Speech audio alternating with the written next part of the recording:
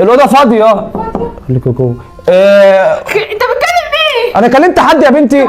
بقول لك خليكي في الاوضه. اوعى يا عادل. يا روان مفيش حد. اوعى يا عادل. اوعى ايه؟ اهو الدولاب اهو مفيهوش حد اهو. اوعى يا عادل. مصممه برضو؟ بقول لك اوعى يا عادل. يا بنت انا فتحت لك الدولاب اهو، شوفي بنفسك تاني اهو. الضفه التانيه مش هيبقى ممكن تخبي فيها حد؟ لا يا روان انت مش واثقه فيا ليه؟ بقول لك الضلفه دي اصلا ما فيهاش حد. يا ده عادل اوعى من وشي يا عادل. بصراحه بقى انا عايز اقول لك على حاجه. قول يا عادل. في هنا سر يعني، وهدوم بتاعت صحابي انت فاهمه، يعني هدوم ما ينفعش تشوفيها.